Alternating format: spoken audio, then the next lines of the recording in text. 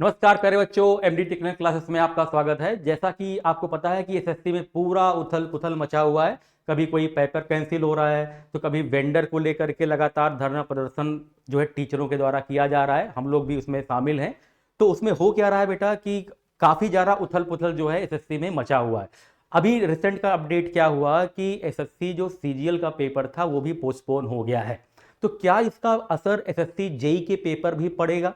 बिल्कुल पड़ेगा, क्योंकि एसएससी जेई का जो पेपर होना है वो भी एसएससी ही करा रही है और जो सीजीएल का पेपर है वो भी एसएससी ही करा रही है। तो इसका मतलब क्या है बेटा कि इसका असर एसएससी जेई के पेपर पर होना ही होना है। आइए समझते हैं आसान शब्दों में कि क्या एसएससी जेई का पेपर कैंसिल होगा। कैंसिल होने का मतलब क्या है, क्या पोस्टपोन होगा। जैसा कि आपको पता है कि जो एक्सपेक्टेड डेट बताई गई थी पेपर की वो 27 से 31 अक्टूबर के बीच में बताई गई थी, ठीक है ना। तो क्या ये जो डेट है ये क्या फर्दर पोस्टपोन हो सकती है क्या? आइए समझते हैं आसान शब्दों में। जरा देखते हैं यहां पे बेटा कि अगर हम लोग पहले बात करें एसएससी जेई का जो एक्सपेक्टेड डेट था, आपको पता ही है कि 27 से 31 अक्टूबर 2025 था, ठीक है ना। लेकिन इसमें हुआ क्या कि अभी जो सीजीएल का पेपर होना था वो 13 अगस्त से 30 अगस्त 2025 के बीच में होना था। जो सीजीएल का पेपर था जो एसएससी ही कराती है उसका पेपर 13 से 30 अगस्त 2025 के बीच में होना था।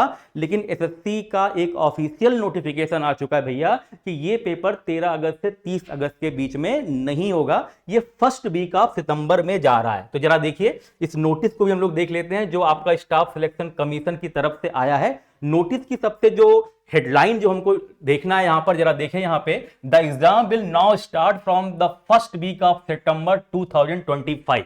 मतलब सितंबर के फर्स्ट वीक में जो है ये पेपर स्टार्ट होगा और जो कि पहले पेपर कब होना था बेटा, 13 अगस्त से 30 अगस्त के बीच में।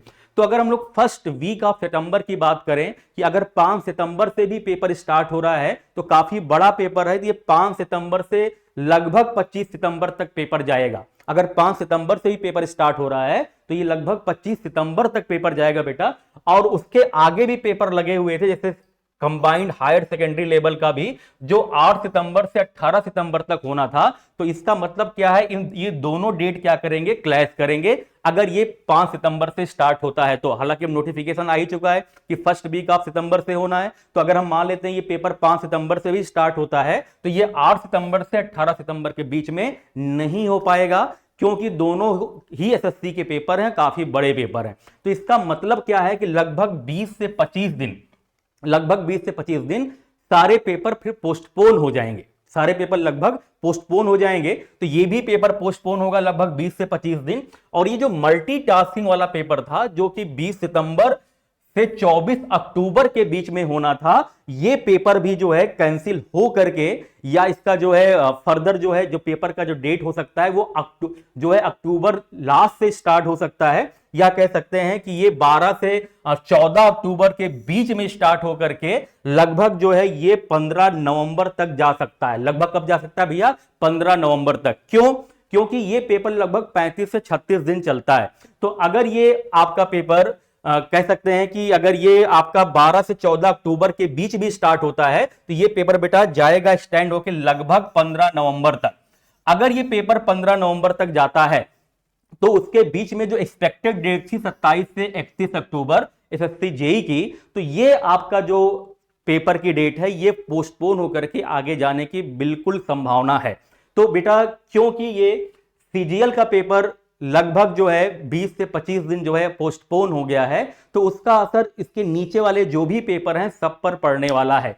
तो हम ऐसा मान सकते हैं कि जो है जितने भी पेपर इसके बाद होने हैं, चाहे कंबाइंड हायर सेकेंडरी लेवल का हो, चाहे मल्टीटास्किंग का हो, और चाहे उसके बाद जो जूनियर इंजीनियर का पेपर होना था, ये भी लगभग 20 से 25 दिन या कह सकते हैं लगभग 1 महीने के आसपास जो है आगे बढ़ सकता है। तो आपको एक तरह से अच्छा भी है, जो बच्चे तैयारी कर रहे हैं तो उनको थोड़ा सा एक्स्ट्रा टाइम मिल जाएगा कि 1 महीने आप स्टडी अपनी और अच्छी कर सकते हैं, ठीक है।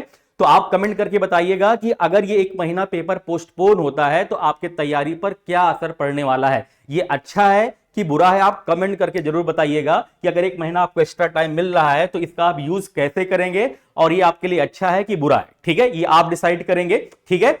एसएससी में बिल्कुल उथल पुथल मचा हुआ है। देखिए अभी आपका जो है एक पेपर हुआ था स्टेनोग्राफर का C&D एग्जामिनेशन 2025 में जो आपका 8 तारीख को हुआ था, 8 तारीख को हुआ था आपका, ठीक है ना। ये भी आपका जो है कैंसिल हो गया था। एक एग्जाम सेंटर कौन था आपका, महर्षि में ही ऑनलाइन एग्जामिनेशन सेंटर था बिहार में, तो ये भी आपका रीशेड्यूल किया गया है। मतलब कह सकते हैं कि एसएससी में काफी उथल पुथल मचा हुआ है बेटा, ठीक है। तो ऐसा जो है चीजें, जो इसका असर जो स्टूडेंट पर भी पड़ रहा है, स्टूडेंट की पढ़ाई जो है सही ढंग से नहीं हो पा रही, स्टूडेंट भी परेशान है कि हम भैया पेपर आज होना था वो कल हो रहा है, कभी पेपर कैंसिल हो रहा है। तो ऐसा नहीं होना चाहिए। सरकार से हम लोग का अनुरोध है कि सरकार जो इस बात पर ध्यान दे कि बच्चों के साथ कोई नाइंसाफी ना हो, ठीक है ना। तो आपको ये जानकारी कैसी लगी आप कमेंट करके जरूर बताइएगा। और आप ध्यान रखिए कि आपका जो एसएससी जेईई का पेपर है वो लगभग 1 महीने तक या 1 महीने आगे जो है फर्दर पोस्टपोन हो सकता है। तो अगर ये जानकारी आपको अच्छी लगी हो तो लाइक और सब्सक्राइब करना मत भूलिए। Thank you so much.